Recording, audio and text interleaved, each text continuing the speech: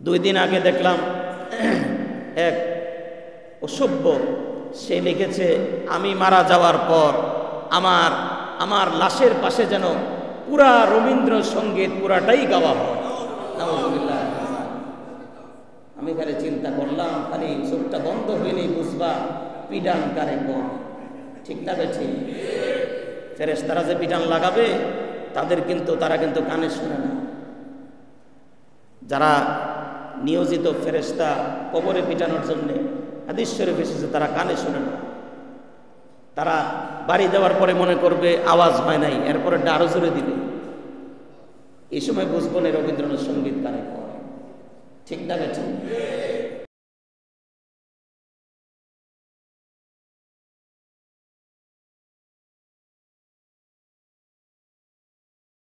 कदमों में मुस्तफ़ा की मेरा मज़ार होता, वो खाक पाक होते मैं खाक सार होता।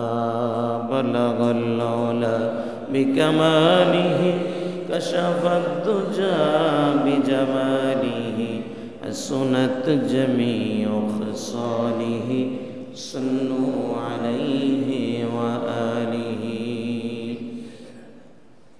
सम्मानित हजरत उलमाए केराम, उपस्थित मुसल्ले निज़ाम, महान आल्लाह रब्बुल आलमीनेर दरबारे लक्ष कोटी शुक्रिया आदाय करছি, प्रशंसा ज्ञापन करছি সে মহান রব্বুল আলামিনের দরবারে যিনি আমাদেরকে অত্যন্ত দয়া করে, মায়া করে, ভালোবেসে ঈমান দান করেছেন, ইসলাম দান করেছেন। পবিত্র রমাদান আল মুবারকের জুমাতুল বিদায় আমাদেরকে উপস্থিত হওয়ার মতো তৌফিক এনায়েত করেছেন। সে মহান মনিবের দরবারে অবনত মস্তকে আমরা সমস্বরে শুকরিয়া আদায় করছি, আলহামদুলিল্লাহ। আরেকটু জবান খুলে বলছি আলহামদুলিল্লাহ। আমাদেরকে এই পর্যন্ত হায়াত দিয়েছেন কে? আল্লাহ। আমরা আল্লাহর দরবারে শুকরিয়া আদায় করি। সবাই পড়ছি সুবহানাল্লাহ, আলহামদুলিল্লাহ, লা ইলাহা ইল্লাল্লাহ, আল্লাহু আকবার, আল্লাহু আকবার। ইমানের সবটুকু জোর কণ্ঠে এনে সবাই বলছি আল্লাহু আকবার। আল্লাহ রাব্বুল আলামিন আমাদের ইমানের জোরকে আরো বাড়িয়ে দেন, সবাই বলি আমিন। পবিত্র রমজানুল মুবারক আল্লাহ তাআলার সর্বশ্রেষ্ঠ মাস এবং সর্বশ্রেষ্ঠ দিনে সর্বশ্রেষ্ঠ জায়গায় বসে আমার রবের নাম নিতে যে স্বাদ পাওয়া যায়, কোটি কোটি টাকা, হাজার কোটি টাকা দিয়ে এই স্বাদ পাওয়া যাবে না। ঠিক না বেঠি? মুসলমান রোজা রাখলে পরে 1 মাস না খেয়ে থাকার পরে মুসলমানের শারীরিক শক্তি কমে যায় না, ইমানের শক্তি কমে যায় না। কিছুটা মাঝে মাঝে দুর্বল মনে হলেও ইমানের শক্তিকে আল্লাহ পাক কয়েক হাজার গুণ বাড়িয়ে দেন। চিল্লায় বলি আল্লাহু আকবার। এজন্যই ইসলামের সর্বপ্রথম জিহাদ হয়েছিল পবিত্র রমজান আল মুবারকে, এবং প্রত্যেকটা মুসলমান রোজা রাখা অবস্থায় জিহাদে অংশগ্রহণ করেছিলেন। সুবহানাল্লাহ। কোনোদিন যদি রমজানে জিহাদের ডাক আসে, আমরা সবাই জীবন দিতে প্রস্তুত থাকবো তো ইনশাআল্লাহ? আল্লাহ তুমি কবুল করে নাও, সবাই বলি আমিন। সেই দিন যে কোনো সময় চলে আসতে পারে। হয়তো দাজ্জালের সাক্ষাৎ আমাদের হয়ে যেতে পারে, কিন্তু সেদিন আমাদেরকে পাহাড়ের মতো শক্ত হয়ে ইমানের সব জোর নিয়ে দাঁড়িয়ে বলতে হবে আল্লাহ ছাড়া আর কাউকে মানি না। আরেকবার বলি আল্লাহু আকবার। দাজ্জাল দেখাবে তার ডান হাতে জান্নাত, বাম হাতে জাহান্নাম। দাজ্জাল দেখাবে, দেখো আমি একেবারে ফসলহীন এলাকায় ইশারা করার সঙ্গে সঙ্গে ফসল উঠেছে। দাজ্জাল মানুষকে দেখাবে যেই জায়গায় বৃষ্টি হতো না সেখানে বৃষ্টি হচ্ছে, এগুলো সব থাকবে তার ধোঁকা। নবীজি বলেন সে যেটাকে জান্নাত দেখাতে থাকবে সেটা হবে জাহান্নাম, আর যেটা সে জাহান্নাম দেখাতে থাকবে এটা হবে আল্লাহর জান্নাত। সুবহানাল্লাহ। আল্লাহ যেন সেদিন, যদি আমরা সেই পর্যন্ত হায়াত পাই, আল্লাহ যেন আমাদেরকে মুমিনদের কাতারে, হক পন্থীদের কাতারে আমাদেরকে শামিল করেন। চিৎকার করে দুই হাত তুলে আরেকবার বলি আমিন। প্যারে হাজরিন, রমজান আমাদের থেকে বিদায় নিয়ে যাচ্ছে। আর মাত্র হয়তো আমরা 3 দিন আর রমজান পাব। যদি 30-এ রোজা হয়, আজকে 27-এ রোজা,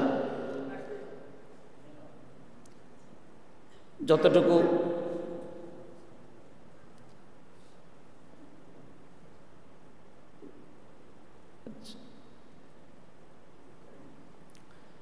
রমজান যতটুকু আমরা কাটিয়েছি জানি না কতটুকু আল্লাহ পাক কবুল করেছেন।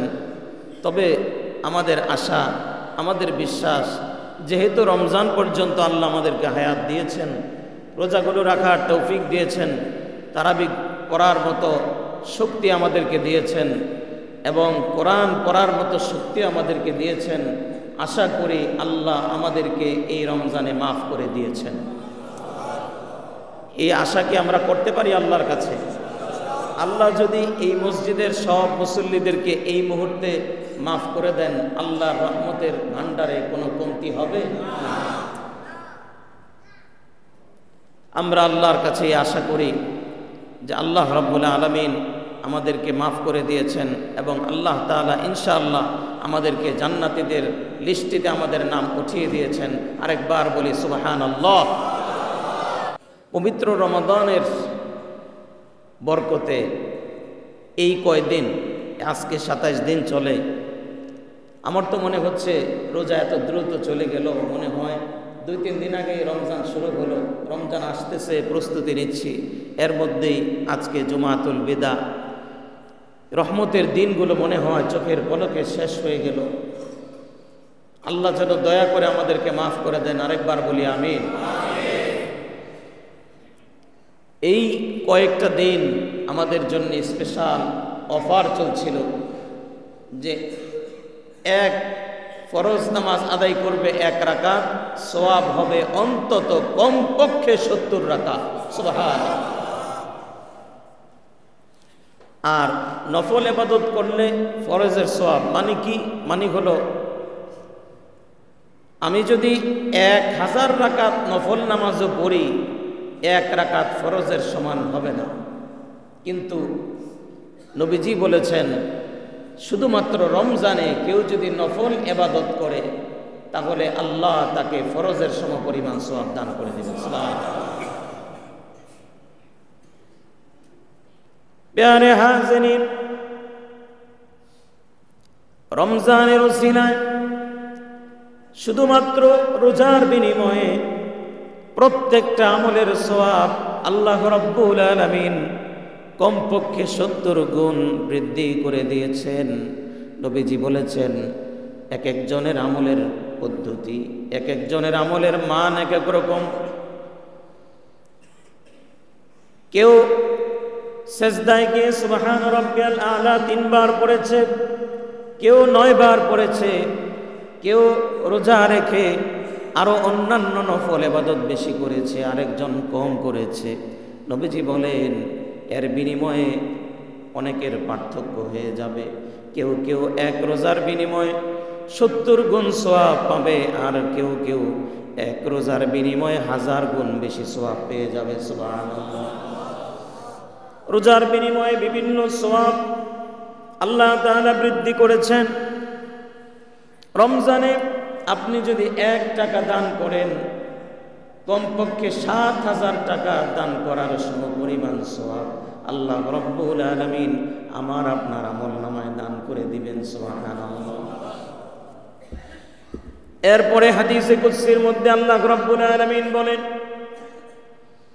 সব ইবাদতের সওয়াব কোনটা 70 গুণ বাড়বে, কোনটা 100 গুণ বাড়বে। একটা নির্দিষ্ট একটা সংখ্যা বলে দেওয়া হয়েছে, কিন্তু যেই রোজার বিনিময়ে এত পরিমাণ সওয়াব আমি বৃদ্ধি করে দিলাম, সেই রোজার সওয়াব কি পরিমাণ হবে? আল্লাহ রাব্বুল আলামিন হাদিসে কুদসির মাধ্যমে আমাদেরকে জানাচ্ছেন। আল্লাহ পাক বলেন, অন্যান্য ইবাদতের সওয়াব তোমরা তোমাদের মেমোরিতে এটা সেট আপ করতে পারবে, এত হাজার সওয়াব, এত লক্ষ সওয়াব, কিন্তু রোজার যেই পরিমাণ সওয়াব আমি আমার কাছে রিজার্ভ করে রেখেছি, এটা দুনিয়ার কোনো মানুষ কাউন্ট করতে পারবে না।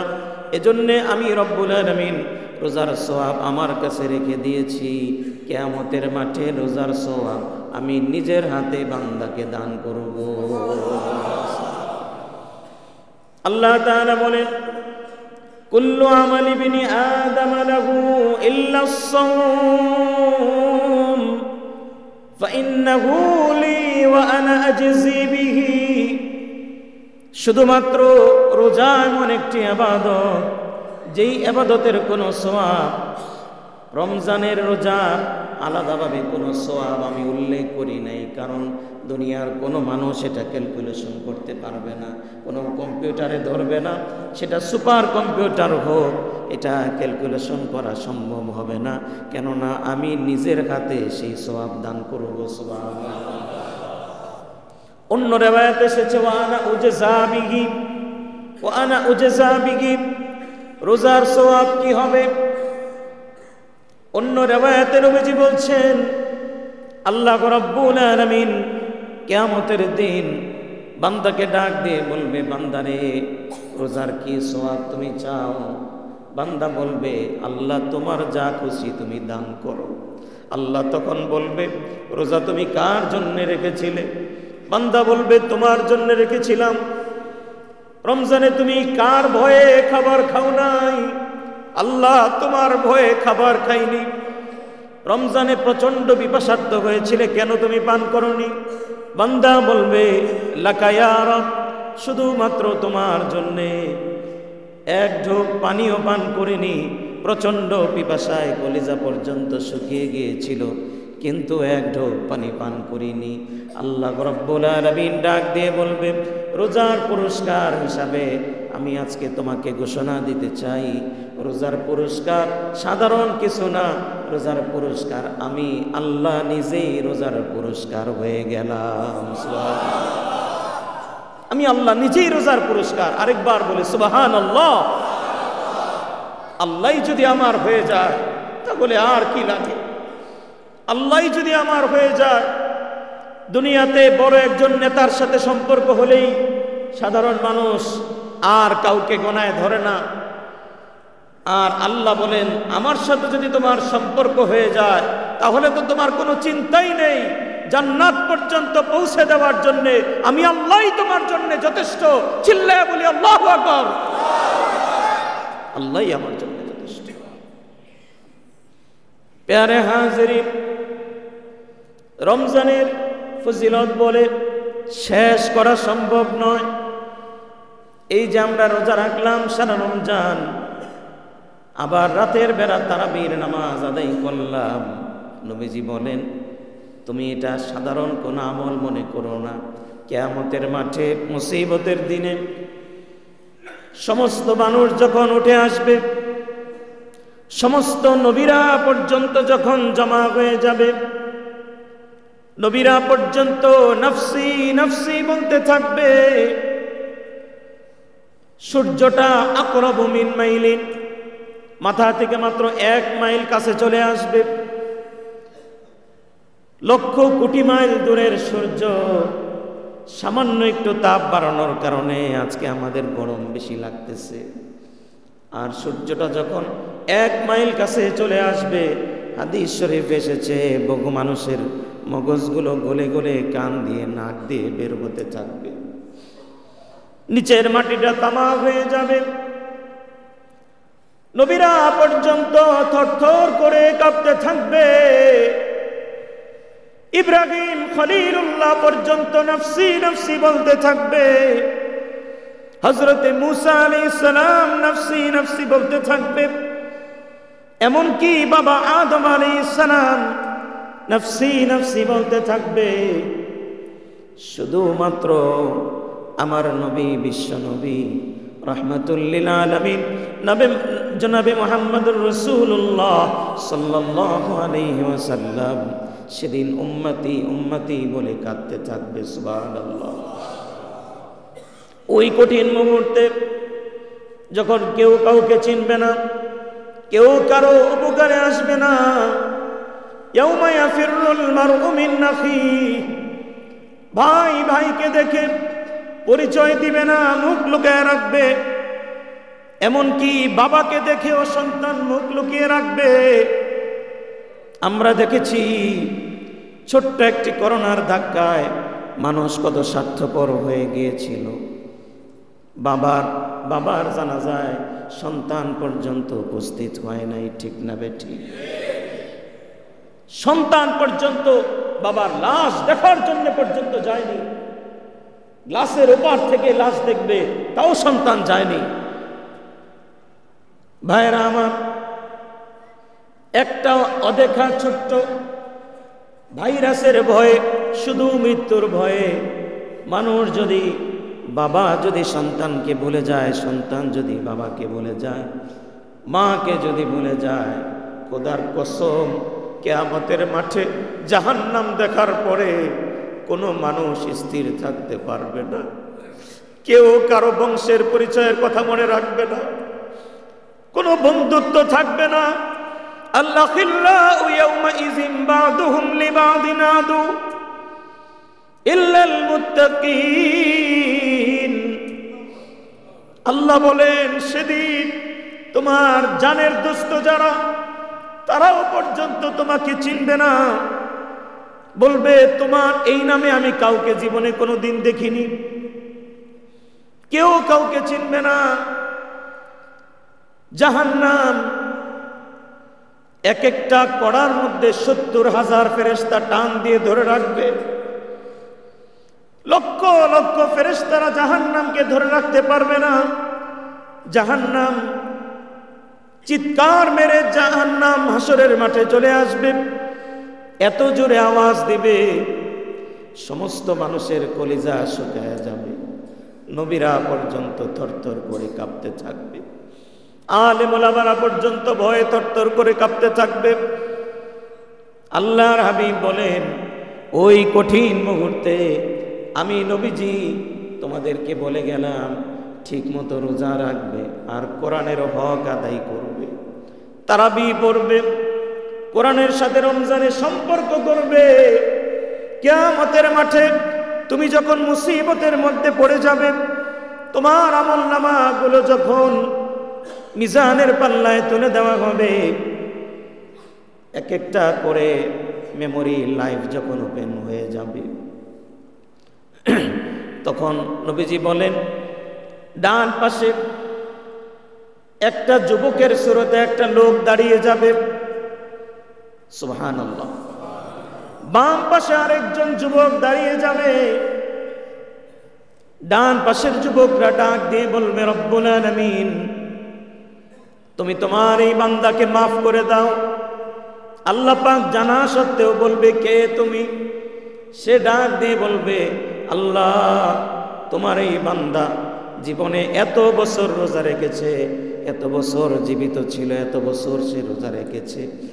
এ আল্লাহ, সারা জীবন যত রোজা সে রেখেছিল, সব রোজা আজকে আমি এখানে উপস্থিত হয়ে গেলাম, আমি রোজা তার জন্য সুপারিশ করতেছি, আল্লাহ তুমি তাকে মাফ করে দাও। সুবহানাল্লাহ। রোজা বলবে, ইন্নী মানাতু আত-তাআমা ওয়াশ-শাহওয়াতি বিন-নাহার। আয় আল্লাহ, দিনের বেলা সব ধরনের অশ্লীল কথাবার্তা কাজ থেকে সে বিরত ছিল, সে খাবার থেকে বিরত ছিল, গুনাহ থেকে বিরত ছিল। আল্লাহ তুমি তাকে মাফ করে দাও। আমি সাক্ষী, আমি রোজা সাক্ষী, রোজার হক সে আদায় করেছে, তুমি তাকে মাফ করে দাও। সুবহানাল্লাহ। বাম পাশ থেকে আরেক লোক বলবে, আল্লাহ তুমি তাকে মাফ করে দাও। আল্লাহ পাক ডাক দিয়ে বলবে, কে তুমি? সে বলবে, ইন্নী মানাতুন নাওমা বিল্লাইল, আয় আল্লাহ আমি হলাম কোরআনে কারীম, সুবহানাল্লাহ, আমি কোরআনে কারীম সারা জীবন সে কোরআন তেলাওয়াত করেছে, রমজান মাসে বেশি থেকে বেশি কোরআন পড়েছে। শুধু তাই নয়, সারাদিন রোজা রেখে তারাবিতে এসে দাঁড়িয়ে কোরআনের মুহাব্বতে সে দাঁড়িয়ে গিয়েছে। আল্লাহ, সে যেমন আমাকে ভুলে নাই, আমিও তাকে ভুলি নাই। আল্লাহ, তুমি তাকে মাফ করে দাও। সুবহানাল্লাহ। দুই পাশ থেকে সুপারিশ করতে থাকবে। নবীজি বলেন, বুখারী শরীফ এসেছে, মুসনাদে আহমদে এসেছে, মুসনাদে আহমদের 6626 নম্বর হাদিস। নবীজি বলেন, দুই পাশ থেকে যখন সুপারিশ করতে থাকবে, আল্লাহ রাব্বুল আলামিন ডাক দিয়ে বলবে, যাও, আমার বান্দার গুনাহের দিকে আমি আর তাকাইলাম না, আমার বান্দাকে আমি আল্লাহ মাফ করে দিলাম। সুবহানাল্লাহ। সেই রমজান এবং কোরআনের বরকত আল্লাহ আমাদেরকে দান করেছেন, আমরা যেন তাদেরকে সত্যিকারের বন্ধু হিসাবে গ্রহণ করতে পারি। কিয়ামতের দিন যেন সুপারিশ পাওয়ার সৌভাগ্য আল্লাহ নসিব করেন। আমরা আরেকবার বলি আমিন। জান্নাতে যাওয়ার জন্যই তো আমাদের এত কষ্ট, আমাদের এই পরিশ্রম, আমাদের এই আশা, রাতভর ইবাদত, সব আল্লাহকে পাওয়ার জন্যে, জান্নাতে যাওয়ার জন্যে। আমরা সবাই জান্নাতে যেতে চাই তো ইনশাআল্লাহ। আল্লাহ, তুমি আমাদেরকে কবুল করো। সবাই বলি আমিন। প্যারে হাজরিন, আল্লাহ রাব্বুল আলামিন তার হাবিবের মাধ্যমে জানিয়েছেন যে রোজাদারের আনন্দ, ঈদ আসতেছে, এটা এক আনন্দ। আরেকটা আনন্দ হলো ইফতারির মুহূর্তে, ঠিক না বেঠিক? ইফতারির মুহূর্তে রোজাদার সবার রোজার ভাঙার সময়, ইফতার করার সময় একটা আনন্দ চেহারার মধ্যে দেখা যায়। ওই যে আনন্দটা, এই আনন্দটা দেখে আমার মালিক, আমার আল্লাহ খুশি হয়ে যান। সুবহানাল্লাহ। তখন ফেরেশতাদেরকে আল্লাহ তাআলা বলতে থাকেন, আমার এই যে বান্দা কত খুশি হয়েছে, ইফতার মুখে দিয়ে কত আনন্দিত হয়েছে, আমি আল্লাহ রাব্বুল আলামিন, তোমরা সাক্ষী থাকো, আমার বান্দাকে আমি মাফ করে দিলাম। সুবহানাল্লাহ। নবীজি বলেন, ইফতারির মুহূর্তে তোমার যে আনন্দ, এই আনন্দই শেষ নয়। রোজাদারের আনন্দ এক ভাগ দুনিয়াতে, আরেক ভাগ আখিরাতে। সুবহানাল্লাহ। দুনিয়াতে শেষ নয়। নবীজি বলছেন, লিস-সাইমি ফারহাতুন ইনদা ফিতরিহি ওয়া ফারহাতুন ইনদা লিকাই রাব্বিহি।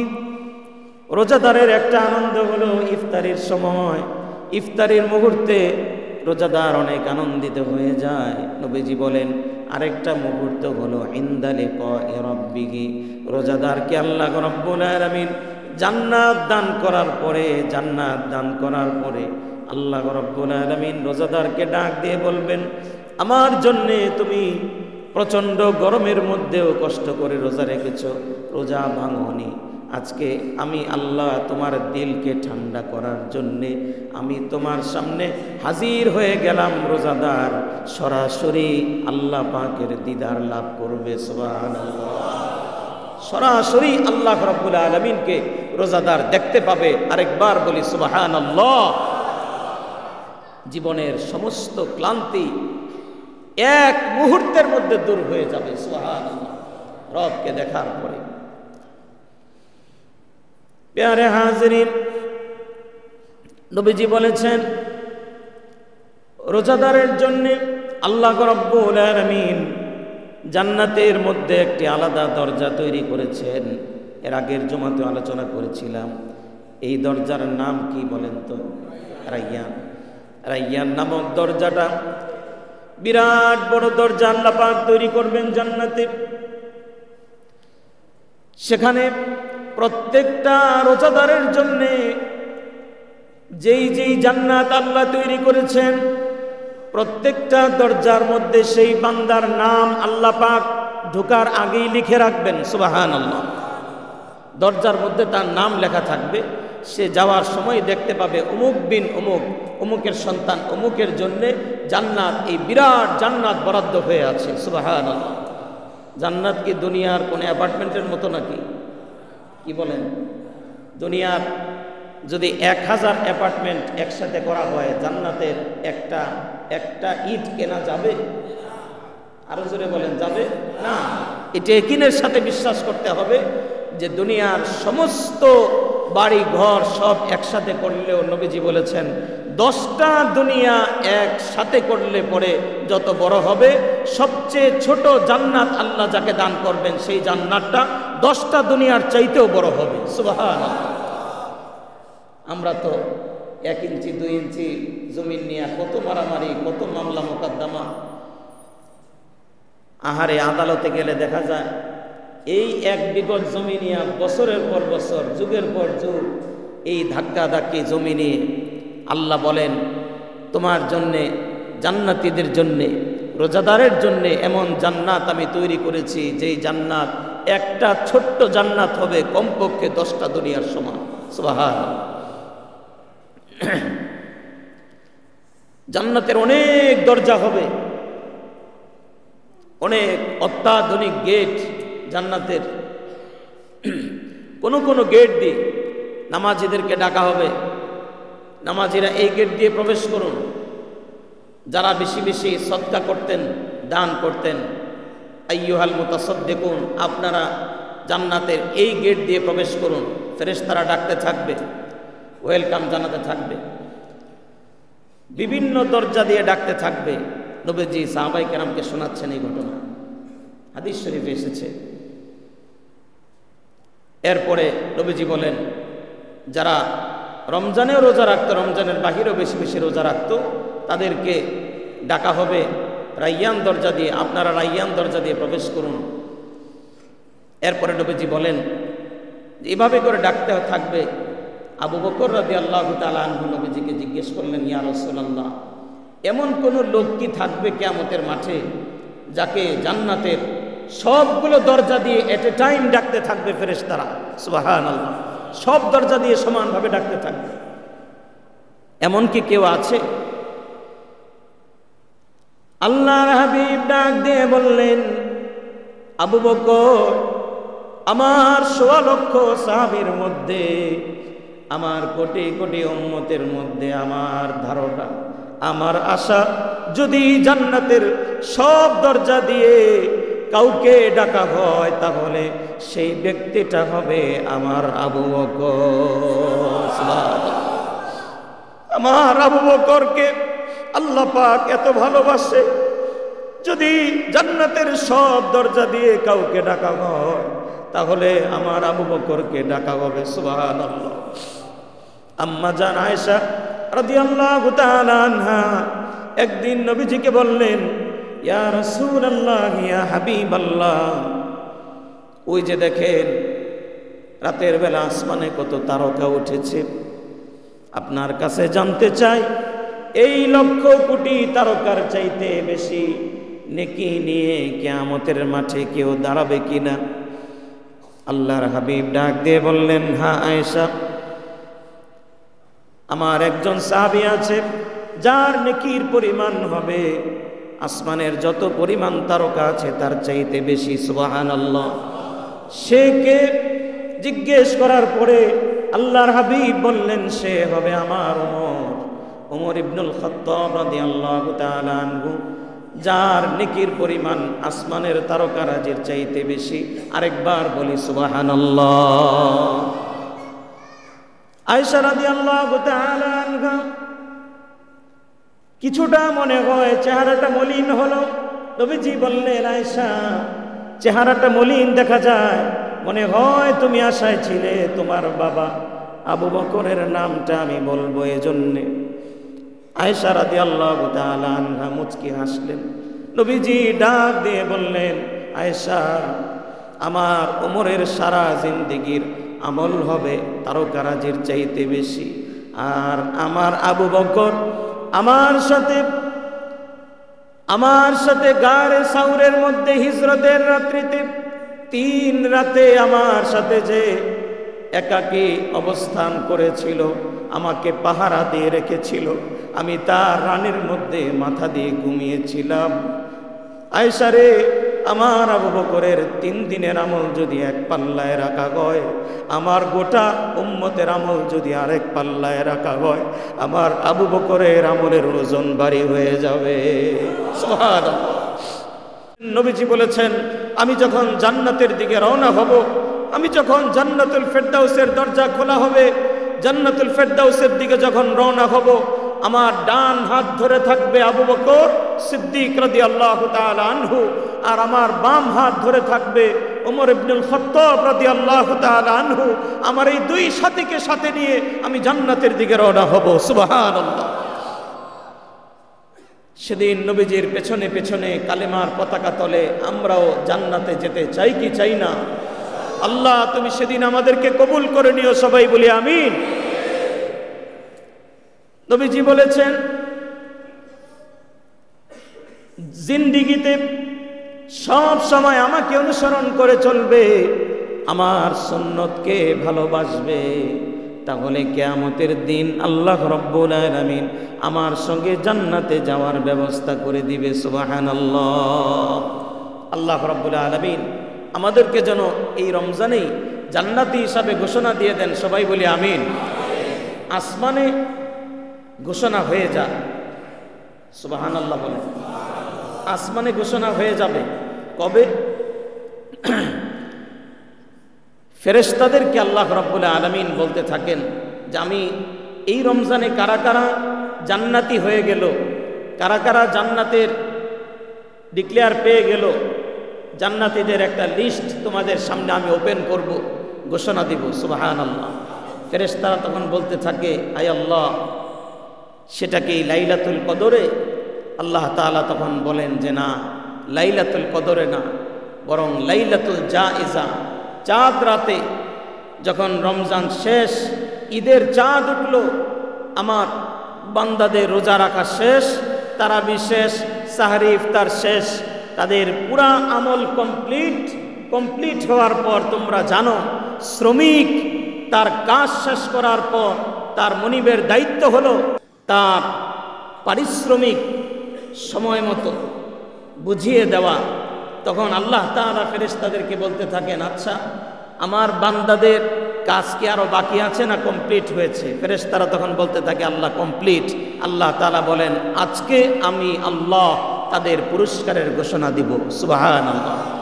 এজন্যে ঈদের রাতকে আমরা চাঁদ রাত বলি, ঈদের রাত বলি, আর হাদিসের ভাষায় এটাকে বলা হয় লাইলাতুল জায়েজা, পুরস্কারের রাত। আরেকবার বলি সুবহানাল্লাহ, পুরস্কারের রাত।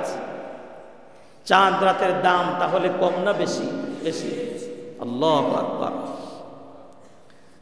তো চাঁদ ওঠার সঙ্গে সঙ্গে কিন্তু শয়তান ছাড়া পেয়ে যায়, ঠিক না বেঠিক? ইবলিস ছাড়া পেয়ে যায়। আর ইবলিস চেষ্টা করবে যে সারা রমজানে যাই কামিয়েছ, একটা মাস আমি কিন্তু আমার কাজ করতে পারিনি, যা কামিয়েছ আমি চেষ্টা করব আজকে রাতের মধ্যেই সব শেষ করে দেওয়ার জন্য। নাউজুবিল্লাহি মিন যালিক। ইবলিস ঘরে এসে সরাসরি কথা বলবে না, সে গিয়া ডেস্কসেটের ভেতরে ঢুকবে, গানের ডেস্কসেটের ভেতরে সে গিয়া বলবে, সারাটা মাস কত কষ্ট করে রোজা রাখছো, এবার হিন্দি গানটা চালায় দাও। আরেক এলাকায় গিয়ে বলবে, ওই এলাকায় হিন্দি গান লাগাইছে, তোমরা ইংলিশটা বাজাও। আরেক এলাকায় গিয়ে বলবে, রবীন্দ্রনাথ লাগায় দাও। 2 দিন আগে দেখলাম এক অসভ্য, সে লিখেছে, আমি মারা যাওয়ার পর আমার লাশের পাশে যেন পুরা রবীন্দ্রসঙ্গীত পুরাটাই গাওয়া হয়। আমি খালি চিন্তা করলাম, খালি চোখটা বন্ধ হইলেই বুঝবা পিডান কারে কম, ঠিক না বেঠিক? ফেরেশতারা যে পিডান লাগাবে তারা কিন্তু কানে শুনে না। যারা নিয়োজিত ফেরেশতা কবরে পিটানোর জন্য, হাদিস শরীফ এসেছে, তারা কানে শুনে না। তারা বাড়ি দেওয়ার পরে মনে করবে আওয়াজ হয় নাই, এরপরে আরো জোরে দিবে। এই সময় বুঝবো না রবীন্দ্রনাথ সঙ্গীত কারে করে। ঠিক না ঠিক? মুসলমানের এই ভূমিতে নাস্তিকদের কোনো মতবাদ আর চলতে দেওয়া হবে না, হবে না, হবে না। এই দেশে ইনশাআল্লাহ এখন থেকে কালেমার পতাকাই উড়বে। সবাই বলি ইনশাআল্লাহ। আল্লাহ পাক কবুল করেন, সবাই বলি আমিন। নাস্তিকদের ঠাঁই 56,000 বর্গ কিলোমিটারের বাংলাদেশে আর হবে না, হবে না, হবে না। চিল্লায় বলি আল্লাহু আকবার। আল্লাহ পাক কবুল করেন, সবাই বলি আমিন। প্যারে হাজরিন, গত বছরও আখেরি জুমায় জুমাতুল বিদা আমি বলেছিলাম যে আমরা সারা রমজানের কষ্টার্জিত এই নেকি, এই আমলগুলোকে আমরা নিজের হাতে বরবাদ করব না, বরবাদ করতে দিব না। আমরা নিজেরা তো গান বাজনা এগুলা করবই না, আমাদের সন্তানদেরকেও আমরা করতে দিব না। আরেকবার বলি ইনশাআল্লাহ। আল্লাহ পাক আমাদেরকে কবুল করেন, সবাই বলি আমিন। চাঁদ রাতেই অনেকের আমল শেষ করে দেয় শয়তান, এক রাতেই শেষ করে দেয়, আফসোস হয়। তবে আলহামদুলিল্লাহ গত বছর এই এলাকার যুবক এবং তরুণরা আমার কথা রেখেছে এবং এই এলাকাতে আলহামদুলিল্লাহ গান বাজনা হয়নি। কি বলেন জাহিদ ভাই? আলহামদুলিল্লাহ। এবং আমরা আশা করব এই বছর আমরা প্রত্যেকেই নিজ দায়িত্বে, ইমানি দায়িত্ব মনে করে যেখানেই গান বাজনা হবে আমরা সেটাকে বন্ধ করে দিব ইনশাআল্লাহ। কোনো ভয় আছে নাকি? কার জন্যে করব? আরো জোরে বলেন, কার জন্যে? আল্লাহ যদি খুশি হয় গান বন্ধ করলে, তাহলে 1000 বার বন্ধ করতে প্রস্তুত রয়েছে ইনশাআল্লাহ। কোরআন তেলাওয়াত চলবে। আর লাইলাতুল জায়েজা, এই পুরস্কারের রাত্রিতে আমরা পুরস্কার আল্লাহর পক্ষ থেকে গ্রহণ করব। আল্লাহ যেন এই রাত্রিতে জান্নাতীদের যেই লিস্ট আল্লাহ পাক করবেন, সেই লিস্টের মধ্যে দয়া করে মায়া করে এই লক্ষ লক্ষ বান্দাদের লিস্টের মধ্যে আল্লাহ যেন আমাদের গুনাহগারদের নামগুলাও যেন আল্লাহ পাক উঠায় নেন, সবাই বলি আমিন। আমরা তেমন কোন আমল করতে পারি নাই, তবে আল্লাহকে ডেকেছি প্রাণ ভরে। একবার মুহাব্বতের সাথে বলেন তো আল্লাহু আকবার। আরেকটু জবান খুলে আল্লাহু আকবার, আল্লাহু আকবার। এই রোজা অবস্থায় ডাকগুলা আশা করি আল্লাহ ফিরায় দিবে না। আল্লাহ যেন আমাদের জিন্দগির গুনাহগুলো মাফ করে দেন, সবাই বলি আমিন। হয়তো হায়াত থাকলে আবার আগামী বছর রমজানের জুমা আমরা পাবো। হতে পারে আমাদের মধ্যে কেউ রমজানের জীবনের শেষ জুমা আদায় করে ফেলেছি, জানি না কার হায়াত কখন শেষ হয়ে যায়। আমরা সবাই সবাইকে মাফ করে দিব। আল্লাহ যেন আমাদের সবাইকে মাফ করে দেন, সবাই বলি আমিন। আমাদের পরিবার পরিজন সবাইকে যেন আল্লাহ মাফ করে দেন, আমিন। এই রমজানের সবগুলো আমল যেন আল্লাহ কবুল করেন, আমিন। ওয়া আখির দাওয়ানা আলহামদুলিল্লাহি রাব্বিল আলামিন।